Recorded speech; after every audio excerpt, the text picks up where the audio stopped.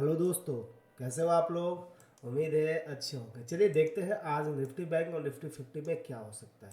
Actual में पिछले 2-3 दिन से मैं वीडियो अपलोड नहीं कर पा रहा था, कुछ रीज़न था। लेकिन अब जो है कंटिन्यू इस हफ्ते में देखते हैं वीडियो अपलोड होगी और मार्केट में क्या चल रहा है इसके बारे में थोड़ा सा चर्चा करते हैं। देखिए, सबसे पहले बात करते हैं निफ्टी 50 और निफ्टी बैंक की ओपनिंग कहाँ हो सकती है। तो निफ्टी 50 जो है 22,055 पे क्लोजिंग दी है। निफ्टी बैंक जो है 46,575 पे। यदि ग्लोबल इंडेक्स की बात करें तो गिफ्ट निफ्टी जो है 22,057 पे क्या कर रहा है, ट्रेड कर रहा है इस समय।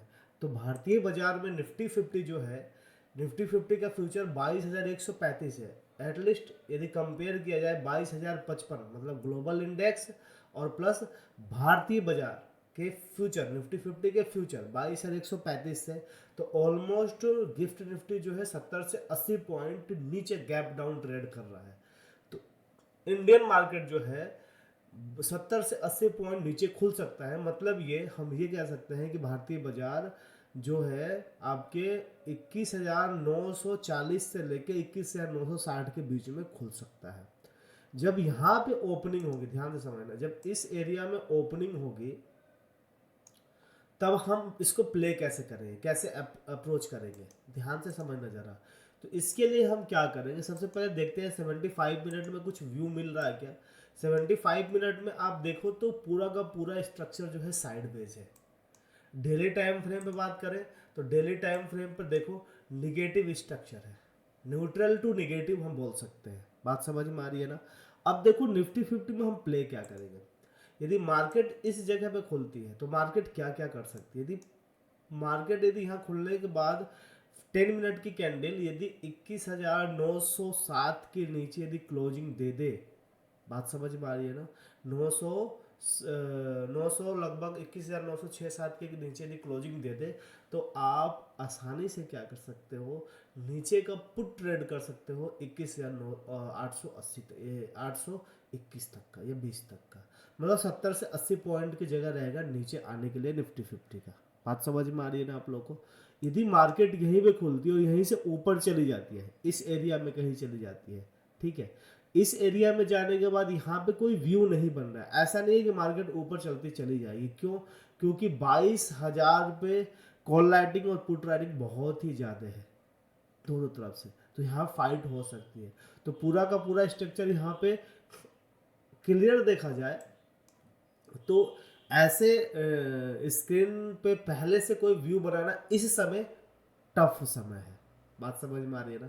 व्यू इस समय क्यों नहीं बन पा रहा है, क्योंकि सप्लाई जोन भी टेस्टेड है।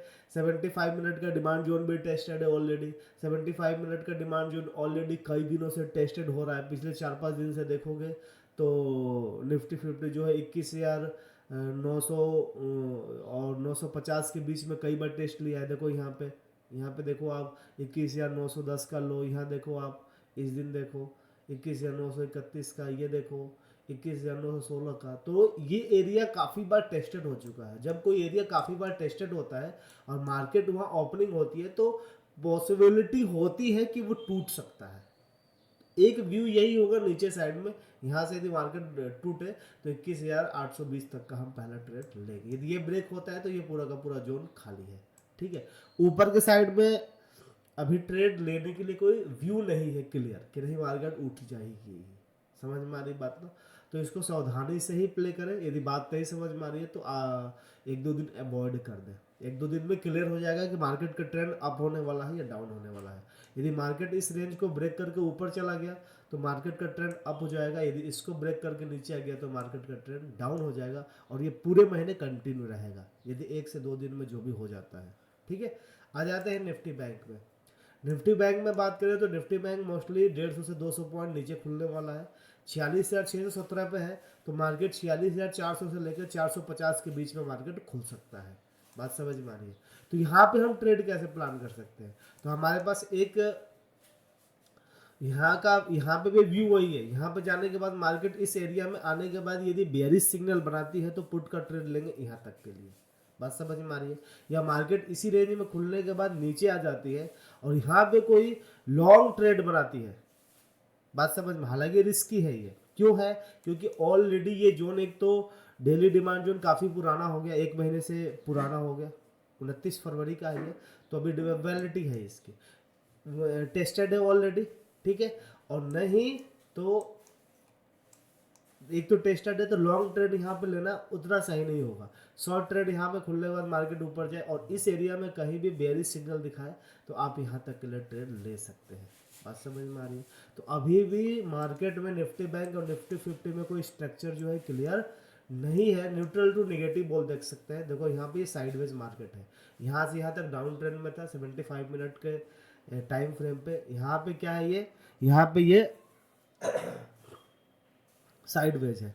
यदि इसको तोड़ देता है 45,668 को, तो मार्केट फिर पूरा का पूरा क्या हो जाएगा, निगेटिव हो जाएगा, और ये यहाँ तक 44,965 तक जाने के लिए तैयार हो सकता है। बात समझ में आ रही है? तो चलिए देखते हैं आज क्या हो सकता है निफ्टी बैंक और निफ्टी 50 में। सावधानी के साथ प्ले करें। आज जो है मोस्टली कोई खास व्यू नहीं बन पा रहा है, क्योंकि क्लियर है नहीं मार्केट, दोनों तरफ ट्रेड मिल सकता है, बस इतना समझ के चलना। तो जो भी है इस स्क्रीन को बड़ी सावधानी के साथ प्ले करना है, और बड़े मोमेंट के लिए नहीं रुकना है कि हम 150, 200, 400 पॉइंट लेंगे।